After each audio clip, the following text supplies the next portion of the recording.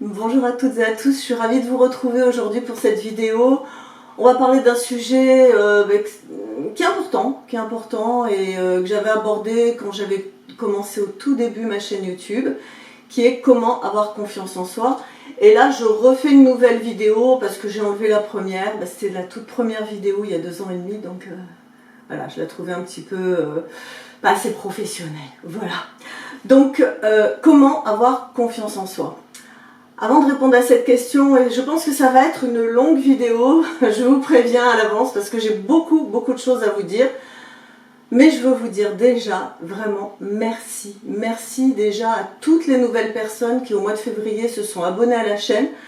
Je ne sais pas ce qui s'est passé, la chaîne elle a fait ça, elle a fait un décollage là en février. Alors ça m'a fait plaisir parce que c'est le mois de mon anniversaire, donc voilà, donc c'était sympa, beau cadeau d'anniversaire, merci à vous. Et puis si vous arrivez là sur cette chaîne aujourd'hui un petit peu par hasard et que ça vous plaît, pensez à vous abonner, à cliquer sur la petite cloche de notification. Voilà, la pub est faite, les remerciements c'est fait, on attaque la vidéo. Comment avoir confiance en soi? Alors déjà, on va définir un petit peu ce qu'est la confiance en soi. La confiance en soi, c'est défini par plusieurs choses. La première, c'est de se connaître, un minimum, savoir qui on est. C'est croire en son potentiel et en ses capacités. Ça, c'est très important. La confiance en soi, c'est vraiment une perception intérieure de quelque chose qu'on ressent en soi et on se sent quand même assez serein, c'est peut-être un grand mot, mais en tout cas, on se sent assuré de pouvoir faire face aux imprévus de la vie, de pouvoir faire face aux défis de la vie et défis du quotidien. C'est un ensemble de sentiments, un bouquet de sentiments, comme j'aime bien dire. C'est un sentiment de sécurité, c'est un sentiment, je vais mettre mes lunettes parce que j'en ai mis toute une flopée, hein, mais c'est vraiment important. Donc sécurité, positivité, assurance, estime de qui je suis, amour de soi, sentiment agréable de valorisation de soi. Donc vous voyez, c'est quand même des choses qui sont plutôt positives. Et quand on a confiance en soi, on a confiance dans ses choix, on a confiance dans ses décisions, dans ses actions. Donc on voit combien c'est important d'avoir confiance en soi dans la vie. Et si j'ai voulu faire cette vidéo, c'est parce que moi j'ai des clientes qui n'ont pas que 20 ans, hein, qui ont 40, 50 voire plus, et qui me disent j'ai pas confiance en moi, donc j'ose pas faire ci, j'ai pas confiance en moi, donc j'ose pas faire ça. Et je trouve que c'est dommage. Pas avoir confiance en soi à 20 ans, on se dit bon, on va grandir, on va mûrir, c'est normal. Moi à 20 ans, moi j'ai connu... Voilà, je doutais de tout, on apprend, on découvre le monde, c'est normal. Je pense qu'à partir de 30 ans, 35 ans, c'est important de développer cette qualité parce qu'elle est fondamentale pour pouvoir avancer dans sa vie. Alors, je vais vous donner 7 conseils qui vont vous aider à essayer d'avoir le plus possible confiance en soi. C'est quelque chose qu'on peut toujours améliorer, d'accord ? Hein, vous savez, moi la première fois que j'ai fait une vidéo sur YouTube, j'en menais pas large. Et je parlais de ce sujet-là d'ailleurs, c'est assez amusant. Donc, avant quand même de vous donner ces 7 conseils, je voudrais quand même qu'on regarde qu'est-ce qui peut faire qu'une personne manque de confiance en soi. Alors, l'origine, très souvent, dans 90% des cas, vous le savez, c'est l'enfance. Il y a 3 types d'éducation qui vont être pas très bonnes pour un enfant. La première, c'est des parents qui vont être trop sévères, qui vont dévaloriser l'enfant, qui vont lui donner tout le temps des ordres, qui ne vont pas lui permettre de s'exprimer, qui ne vont pas lui permettre de savoir de quoi il a besoin, ce qu'il veut, ce qui lui plaît, parce que les parents sont tout le temps là, tu dois faire ci, tu dois faire ça. Vous voyez, l'autorité absolument. On n'écoute pas les enfants, du coup l'enfant a peur de s'affirmer, a peur d'exister, il ne sait même pas ce qu'il veut, hein, puisqu'on ne lui a jamais laissé la possibilité de s'exprimer. Donc évidemment, des parents trop sévères, c'est pas le top. Il y a à l'opposé aussi des parents trop protecteurs. C'est des parents qui vont être là, attention, ne fais pas ci, c'est dangereux, ne fais pas ça. Attention, qui surprotègent l'enfant. Vous savez, vous voyez des gamins, ils font du vélo à l'heure actuelle. On a l'impression que c'est Robocop, quoi. Nous, à l'époque, les masques, les casques, les trucs, voilà. Je dis pas que c'était mieux, mais bon, faut arrêter de... Si un enfant, il tombe un petit peu à vélo quand il a 4 ans, c'est pas grave, et il aura des croûtes, on le nettoie, voilà. Trop protéger, trop lui dire attention, ça c'est dangereux, attention, attention, attention. Et là, à l'heure actuelle, je sais pas ce que ça va donner, hein. Je fais une petite parenthèse parce que bon, le contexte Je pense qu'à l'heure actuelle, avec ce qu'on vit en ce moment, la crise sanitaire, les parents qui ont peur et tout ça, je ne sais pas ce que ça va donner sur les générations. Je parle des petits hein, qui ont 4 ans, 8 ans, 10 ans. Je ne sais pas. Ou ça va être des Rambos, ils auront peur de rien, ou alors, il y en a certains, ça va être un peu plus difficile. Donc, trop surprotéger son enfant, ça l'empêche de prendre des risques, d'oser et d'avoir confiance dans les capacités à faire des choix, des décisions. Parce que quand on surprotège, on prend les décisions et on fait les choix à la place de l'enfant. Donc c'est pas terrible non plus. Troisième type d'éducation qui est pas génial non plus pour la confiance en soi, c'est les parents qui sont trop laxistes, qui laissent tout faire, qui n'ont aucune règle, aucune norme, aucune valeur. Le gamin a dit, il a 3 ans, 11 h le soir, il regarde la télé, enfin... Voilà, il est toujours un peu livré à lui-même, vous voyez, c'est des enfants, on n'a pas le temps, on ne s'occupe pas, bon, on travaille toute la journée, on rentre, mets-toi devant la télé, fais ci. Les parents n'ont pas le temps de répondre, pas le temps de s'occuper, et du coup, il est un peu, ouais, il fait un petit peu ce qu'il veut, mais de ne pas avoir de limite, c'est aussi un manque de stabilité, d'équilibre. Ça peut donner des enfants qui vont être très arrogants, ce qu'on appelle des fois les enfants tyrans. Mais souvent derrière un enfant tyran, il y a un enfant apeuré parce qu'il ne sait plus où sont ses limites et la façon qu'il a de demander des limites, c'est d'être dans cette course à la tyrannie, etc. Mais on se rend compte d'une chose, le mot-clé dans la manque de confiance en soi, c'est le mot peur, d'accord ?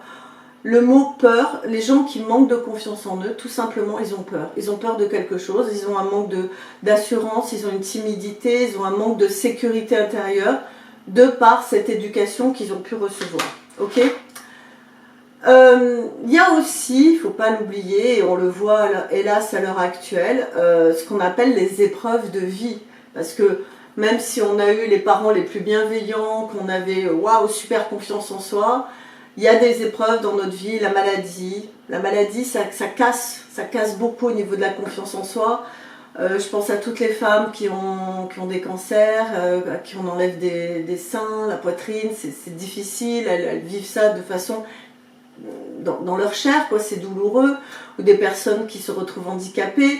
Voilà, donc ça peut saper la confiance en soi. Évidemment, un deuil, ça peut aussi démolir la confiance en soi. Une rupture amoureuse, le chômage. Voilà, toutes les épreuves de la vie font que notre confiance, boum, elle va redescendre. Et toutes les personnes, on a tous vécu, hein, je crois, à partir du moment où on a 30-40 ans, on s'est tous pris une bonne petite claque par la vie, une épreuve, etc. Et c'est vrai qu'à ce moment-là, on se rend compte que, hop, on est un petit peu déstabilisé.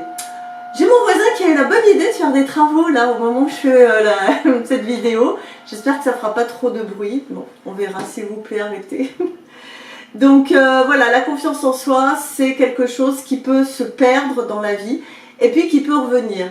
Alors, c'est évident que si dans votre enfance, vous avez eu déjà un capital confiance important, les épreuves de vie que vous allez passer, bon, elles seront ce qu'elles seront, mais même si ça vous fait perdre en confiance, vous récupérerez plus vite. Par contre, quelqu'un qui à la base a peu de confiance en lui, les épreuves de la vie vont faire que cette confiance va être encore plus amenuisée. Voilà.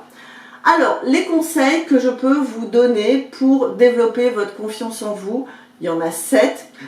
J'aurais pu vous en donner 10, 15, 20, hein, d'accord. Mais je trouve que ceux-là sont assez percutants et assez importants. Alors, prenez de quoi noter ou alors écoutez la vidéo, voilà.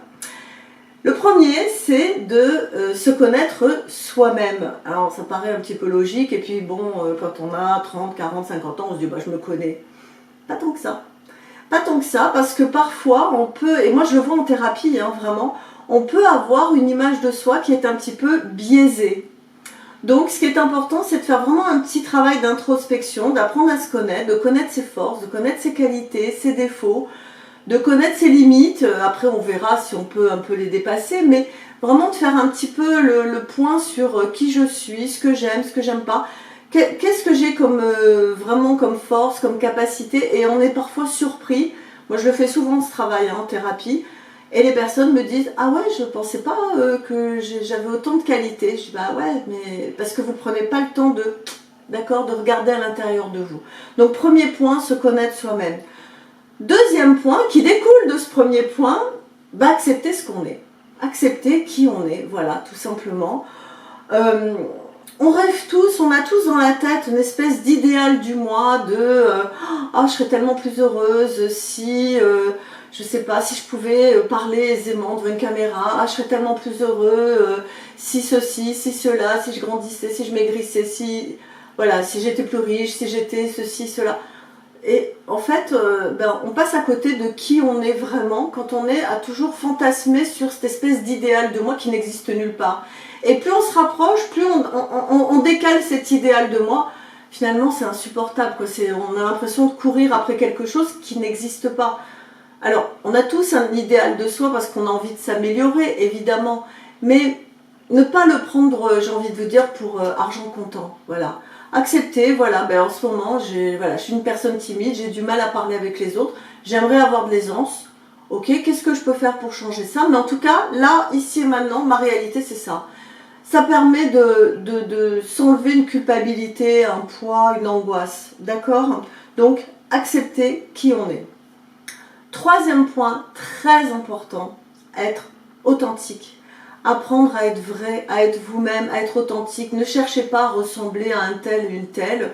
Vous êtes qui vous êtes. Moi, vous voyez, je vais vous dire franchement, je fais mes vidéos, il y a des gens qui me connaissent dans ma vie personnelle et ils me disent, bah ouais, c'est toi, quoi. Comme tu parles dans tes vidéos, t'es naturel. Il y a beaucoup de gens qui me disent, vous êtes naturel. Mais oui, mais parce que je cherche pas à faire docteur Mayel ou non, je vous parle comme je suis là, sincèrement, avec le cœur. Des fois, je bafouille, mais c'est pas grave. C'est pas parfait, c'est pas grave, hein. Vous savez que j'ai pas de texte, hein, j'ai pas de prompteur, hein. Je suis en direct live, j'ai juste quelques notes. Ok, ça plaît, tant mieux, vraiment merci. Ça vous plaît pas? Tant pis, c'est pas grave. On peut pas plaire à tout le monde. Soyez authentique. N'essayez pas de vous créer un personnage, un masque, parce qu'on est vite démasqué. Ok? Quatrième point, très important aussi, ils sont tous importants, hein, d'accord? Donc vous allez m'entendre dire ça à chaque fois. Se poser des questions. Posez-vous des questions.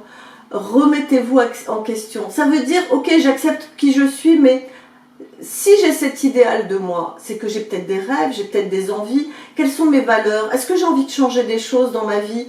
Est-ce que je suis heureux dans ma vie à l'heure actuelle? Alors bon, la réponse est pour beaucoup de personnes un peu bof-bof en ce moment, mais est-ce que ça va dans mon couple? Est-ce que ça va dans mon travail? Est-ce que ça va dans ma famille?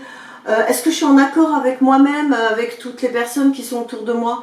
Parce que ça aussi, ça peut enlever la confiance en soi. Si vous allez au travail et que vous avez du harcèlement, forcément, vous n'allez pas avoir confiance en vous.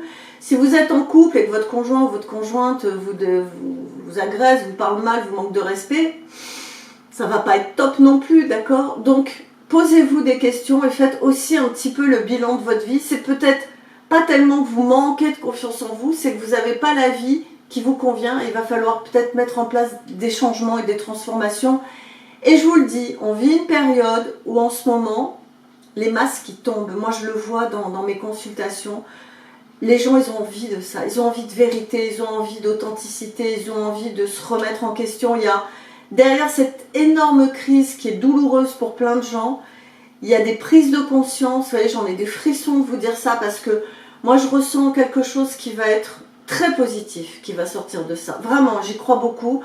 Il va y avoir vraiment des prises de conscience, des gens qui vont s'affirmer. Alors oui, ça peut passer par des divorces, là en ce moment c'est une hécatombe, hein. Moi j'ai beaucoup de ruptures, mais ça peut être aussi des belles rencontres, ça peut être des changements de travail, voilà. Pour revenir à ce numéro 4, posez-vous des questions, ok? Cinquième point, arrêtez de vous comparer, quoi. Arrêtez de dire lui il est mieux que moi, lui il a plus réussi que moi, elle est plus ceci, l'autre il est plus comme ça. Ouais. Vous savez, sur YouTube, il y a des personnes qui ont des chaînes comme la mienne, un peu de développement personnel, ils ont 100 000, 200 000, 300 000 abonnés. Tant mieux pour eux, vraiment je suis ravie, c'est super. Moi je fais mon petit chemin, je trace, je me compare pas ni à des grands youtubeurs, ni à des grands thérapeutes, ni à... je m'en fous quoi. Voilà, je fais ce que j'ai à faire. Ni je me compare avec au-dessus, ni je me compare avec en dessous en me disant « Ah ben je suis mieux que lui, hein, et oh, je suis pas aussi bien qu'elle. » Non, arrêtez la comparaison. Parce qu'il y a une chose qu'il faut bien comprendre, c'est que vous ne savez jamais ce qui se passe dans la tête de quelqu'un. Qu'est-ce qui se passe dans sa tête? Est-ce qu'il est si heureux, si heureuse que ça? On ne sait pas. Donc, soyez vous-même, ne vous comparez pas aux autres. 6e point, donnez-vous le droit à l'erreur. On a le droit de se tromper dans la vie. On a le droit de faire des erreurs. On a le droit d'avoir des échecs. Moi, j'en ai eu une flopée. Et vraiment, même les personnes qui réussissent le plus, elles ont tous eu à un moment donné des échecs. Elles se sont trompées. Elles ont fait un mauvais choix. Bah, c'est la vie. D'ailleurs, moi, je dis pas que c'est un mauvais choix. C'est pas moi qui le disais. Hein, c'est Nelson Mandela qui disait il n'y a pas de mauvais choix, il n'y a pas d'erreur. C'est juste où on réussit, où on apprend. Et c'est vraiment ça. Nos erreurs, c'est comme ça qu'on va apprendre, c'est comme ça qu'on va grandir.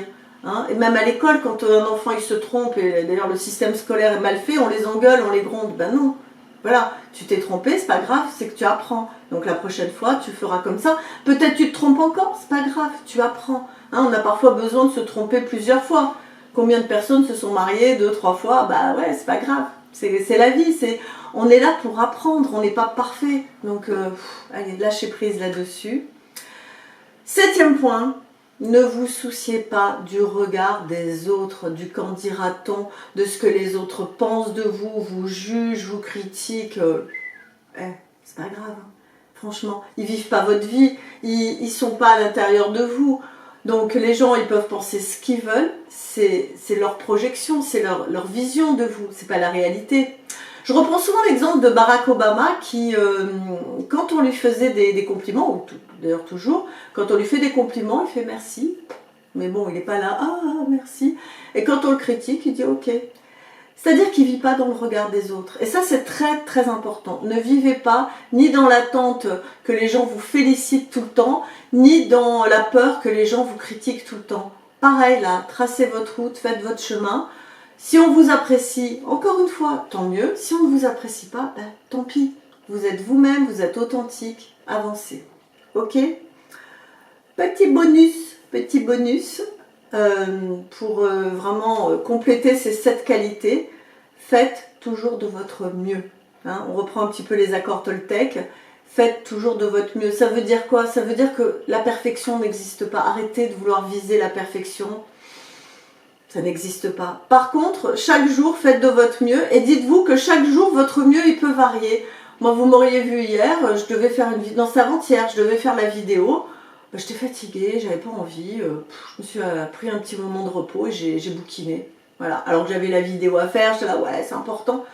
Ouais, mais j'y étais pas. Donc avant-hier, mon mieux, il était là. Et aujourd'hui, ouais, voilà, je suis en pleine forme, je suis là, je fais la vidéo, je suis contente. Demain sera autrement. Mais chaque jour, soyez, j'ai envie de dire, à fond de ce que vous êtes, de vos possibilités, de vos capacités. Écoutez-vous et ne vous mettez pas une pression en disant ça doit être parfait, ça doit être magnifique. Mais non, ça n'existe pas ça. D'accord?